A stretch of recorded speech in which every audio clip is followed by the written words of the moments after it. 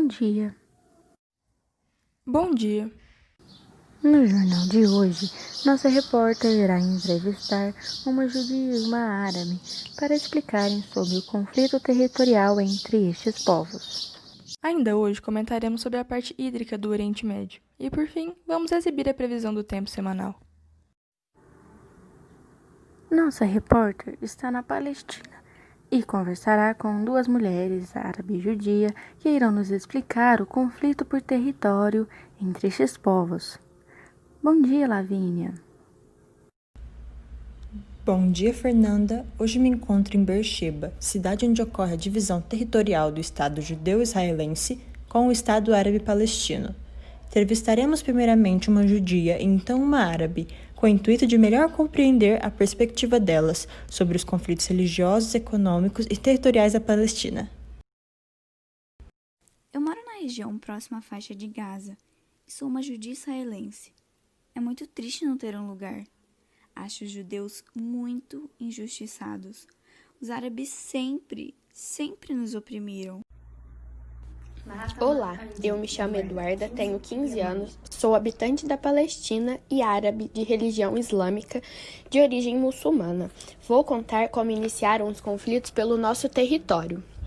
Israel começou com Abraão, que residia na cidade de Ur dos Caldeus, fica na Mesopotâmia, entre os rios Eufrates e Tigre.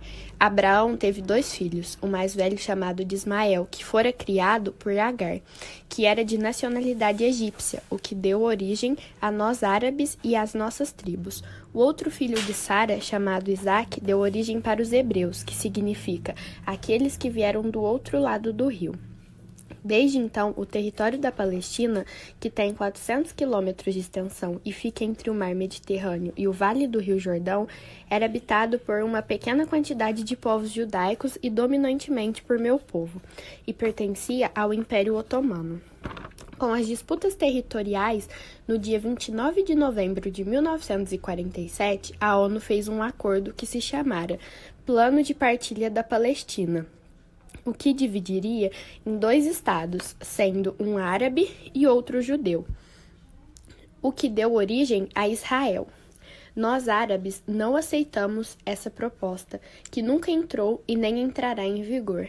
Essa série de conflitos só gerou várias mortes e deixaram muitas pessoas refugiadas. Na Segunda Guerra Mundial, os judeus são maltratados e jogados de lado.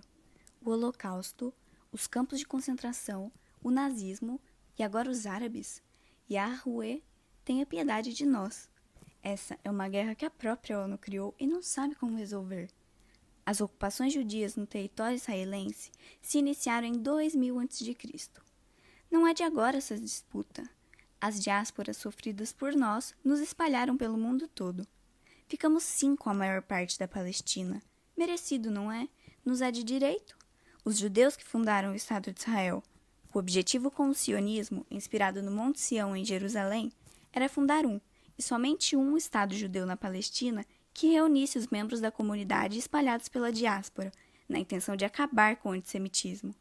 Nem pense que eu estou inventando, pois o local do povo judeu foi retirado das escrituras da Bíblia, que coloca a Palestina como a terra prometida por Deus ao povo hebreu. O mundo árabe não aceitou. Para falar a verdade, segredinho, não aceita até hoje a partilha e nos dias seguintes, 7 estados árabes declararam guerra a Israel, que foi invadido por 5 exércitos. Valendo a divisão do mundo árabe, os israelenses venceram a guerra. Só por isso, houveram grandes guerras em Israel e em outros países árabes, como a Guerra dos 6 Dias, onde Israel ocupou a faixa de Gaza e o deserto de Sinai, no Egito, Golã, na Síria, Shibá, no Líbano, Jerusalém e a Cisjordânia. Outro exemplo é a Intifada, onde houve a eclosão da Revolta das Pedras, nos territórios ocupados da faixa de Gaza e Cisjordânia, com a população palestina atirando pedras e paus contra militares israelenses, que foi duramente reprimida pelas forças de Israel. Jerusalém é nossa capital única e indivisível. Não abriremos mão. Tentem controlar seus grupos terroristas, como Hamas, Hezbollah e etc. Nós árabes consideramos a ocupação dos judeus em nosso território ilegal. Nakba com, Nakba com. Assim como nossa repórter disse, os países do Oriente Médio são ricos em petróleo. No entanto, quando se diz respeito à água, a história muda. Por conta do clima aqui ser árido, não há muitos recursos hídricos. Os países que detêm nascentes de água, rios ou aquíferos no seu território são realmente privilegiados. Diante dessa escassez de água, surgem conflitos regionais entre países para definir quem domina as pouquíssimas bacias hidrográficas e águas subterrâneas que existem por aqui. Um exemplo de disputa por água existe entre Israel, Líbano, Síria e Jordânia, que por serem países próximos disputam o domínio da bacia do Rio Jordão. Essa questão da água também protagonizou alguns conflitos entre israelenses e árabes.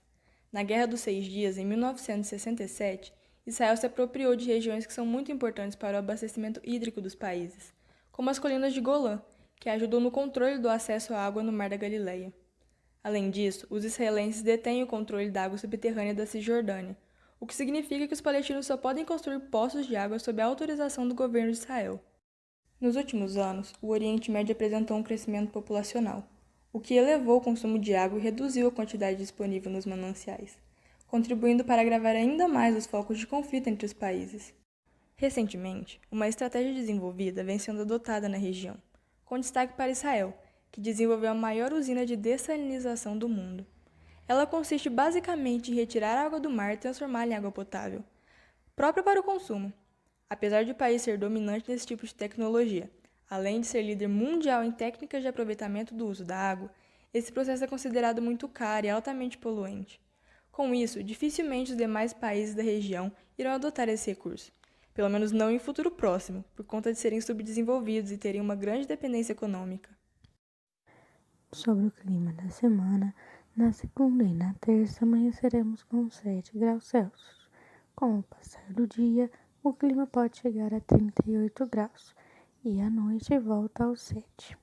O resto da semana amanheceremos com 5 graus e chegará a 36 durante o dia, sem chuvas por um grande tempo, como podemos observar na imagem.